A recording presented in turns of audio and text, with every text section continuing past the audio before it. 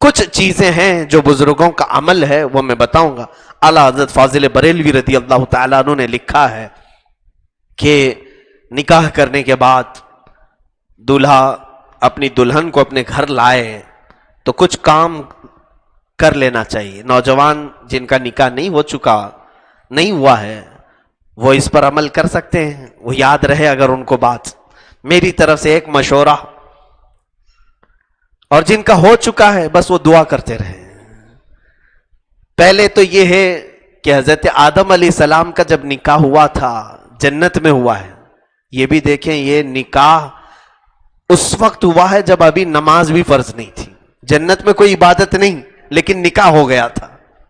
اور رشتہ جو بنا ہے سب سے پہلا رشتہ ماں اور بیٹے کا رشتہ, یا باپ اور بیٹی کا رشتہ, یا بھائی بھائی کا, یا بھائی بہن کا رشتہ نہیں. سب سے پہلا رشتہ شوہر اور بیوی کا, اور یہ جنتی رشتہ ہے. اس سے ہی لوگ کڑ رہے ہیں, آج جل رہے ہیں. جو شادی کیے ہیں وہ عجب عجب قسم کے میسج کرتے ہیں, تھک گئے. تم شادی ہی صحیح نہیں کیے ہو. یہ جنتی رشتہ ہے, اس سے اوبنا نہیں چاہیے, تھکنا نہیں چاہیے. حضرت آدم علیہ السلام جب حضرت حوا پیدا ہو گئی, اب مجھے بتائیے ایک انسان ہے پورے جنت میں آدم علیہ السلام, دوسرا کوئی نہیں. اور پیدا ہوئی ایک عورت, ان کے علاوہ کسی اور کے لیے ہو سکتی تھی, وہ بنائی گئی ہے حضرت آدم کے لیے.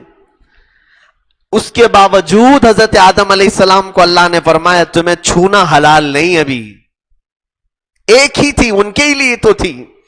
یہاں پتہ نہیں تمہارے لیے ہے ہی نہیں, اس کو چھونے کی کوشش کر رہے ہو تم, پتہ بھی نہیں ہے.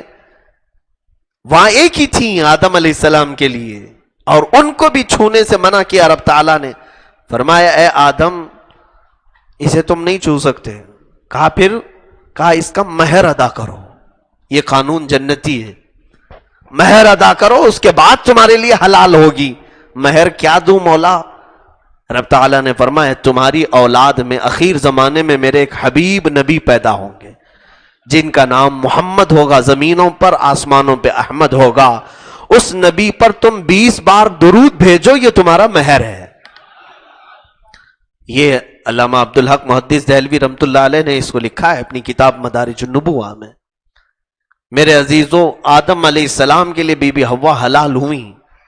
اب میں جو چیز بتانا چاہ رہا ہوں, حضرت آدم علیہ السلام, حضرت بی بی حوا ان کے لیے جو حلال ہوئی, وہی یہاں پر میں نوجوانوں سے بھی کہوں گا تم مہر جو بھی باندھتے ہو باندھ لو, 5,000 7,000 10,000 تمہاری حیثیت کے مطابق. لیکن ساتھ ہی تمہاری دلہن گھر پر آنے سے قبل ہی مصطفیٰ کریم صلی اللہ علیہ وسلم کی ذات پر تم بھی درود پاک بھیجو. 20 نہ صحیح 100 مرتبہ تم اپنی طاقت استعداد کے مطابق جتنا ہو سکے, تاکہ یہ شریعت کا جو قانونی مہر ہے وہ پیسوں سے تم نے ادا کر دیا, اور جو آدم علیہ السلام کا جنتی مہر ہے وہ بھی تم سے ادا ہو جائے. ایک تو یہ طریقہ, یہ میرا مشورہ ہے. اعلیٰ حضرت رضی اللہ تعالیٰ عنہ نے جو فرمایا وہ یہ ہے کہ دلہن کو گھر پر لائیں تو پہلے اس کے گھر پہ داخل ہونے سے پہلے ہی اس کے پیر دھل لو, اس کے پیر دھل لو, اور اس کے پیر کے دھلے ہوئے پانی کو گھر کے چاروں کونوں میں ڈال دو.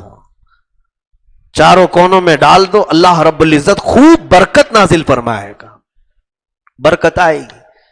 اور دلہن جب گھر پر آ جائے تو پھر فرمایا کہ رات کو جب تم تنہائی میں ہو جاؤ گے, حجلے عروسی میں تم آئے, آج پہلی رات ہے ملاقات کی, تو دلہن اور دولہا جب اکیلے ہو جائیں, تنہائی ہو جائے, خلوت صحیحہ ہو جائے, تو سب سے پہلے وہ اپنے غلط طریقوں سے ملاقات نہ کریں, ہائے ہیلو نہیں, سلامتی کے ذریعے سے ایک دوسرے کو سلام کریں. اور یہ سلام تمہارا اللہ نے اگر قبول کر لیا تو ہمیشہ دونوں سلامت رہو گے.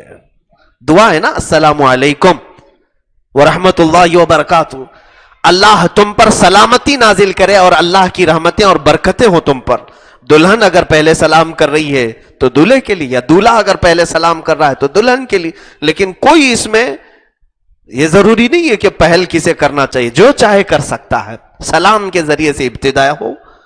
اس کے بعد ابھی وہ اپنی دیگر گفتگو شروع کرنے سے پہلے، اپنے دیگر معاملات کرنے سے پہلے سب سے پہلا کام وہ یہ کرے کہ دلہن کا دوپٹہ لے لے، اس کو مصلی بنائے، جانماز بنائے، اور مرد باوضو عورت دلہن کے پاس جائے جب وہ پہلی رات میں جا رہا ہو، اور اسی دوپٹے کو مصلی بنا کر اس پر 2 رکعت نفل ادا کرے، اور اس کے پیچھے اس کی دلہن اسی دوپٹے پر 2 رکعت نماز ادا کرے، اور پھر اس کی پیشانی پر اپنا ہاتھ رکھ کر کے دولہا صرف یہ دعا کرے، اللہم انی اسألک من خیرہا و خیر ما جبلتہا علیہ، یعنی اے اللہ میں تجھ سے صرف اس کی خیر کا سوال کرتا ہوں، اور جس پر یہ جن اچھائیوں پر تو نے اس کو پیدا کیا محض مجھے صرف وہی اچھائیاں دکھا، اور میں اس کے شر سے پناہ مانگتا ہوں، اور جو بری چیزیں اس کے اندر ہیں ان تمام چیزوں سے مجھے بچائے رکھ.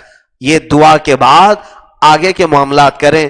اعلیٰ حضرت رضی اللہ تعالیٰ عنہ نے لکھا ہے مولا تعالیٰ موت تک ان دونوں کو سلامت رکھے گا، ان کو نیک و صالح جوڑوں میں شمار کیا جائے گا، ان کو صالحین میں شمار کیا جائے گا. یہ زندگی گزارنے کے اور طور طریقے شروعات کی یہ تمام چیزیں ہیں. سوال تو یہ کوئی نہیں کرتا ہے نوجوان آ کر کے، پہلے یہ پوچھتا ہے شیروانی کیسے سلاؤں، مفتی صاحب اچھا مشورہ دے دیں، آپ جوتے کیسے سلواؤں، امامہ کیسے بندواؤں، مجھے اسی کام کے لیے رکھا ہے. میرے عزیزو، زندگی کی پہلی رات ہو، ایک نئی زندگی گزارنے جا رہے ہو، تو یہ بھی تو سوال کریں کہ میرے آقا صلی اللہ علیہ وسلم کی سنتیں کیا ہیں، اسلامی طور طریقہ کیا ہے. اسی اعتبار سے اپنی زندگیوں کو شروع کرو. تو یہ جو شقاق ہے، یہ جھگڑے ہیں، ان تمام چیزوں کی نوبت ہی نہ آئے. میں یہی دعا کرتا ہوں مولا تعالی ہم سب کو جنتی لطف دنیا میں بھی عطا کرے اور آخرت میں بھی عطا کر رہے ہیں، اور بیوی کو بوجھ نہ سمجھیں، اور کوئی بیوی اپنے شوہر کو بوجھ نہ سمجھے. اور جس نے یہ سوچ لیا ابھی سے، اور حقیقت میں اللہ اسے بوجھ بنا کے ہی رکھے گا.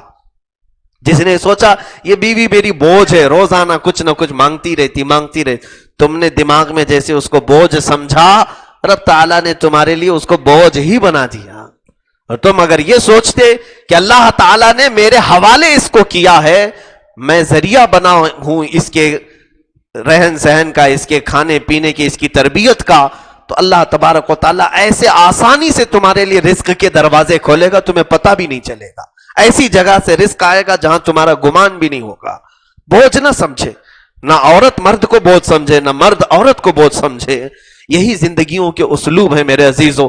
اللہ خیر والے معاملات فرمائے. ایک ہی آیت کی میں تفسیر کر سکا، دوسری آیت انشاءاللہ کل عرض کرتا ہوں. وآخر دعوانا ان الحمد للہ رب العالمین.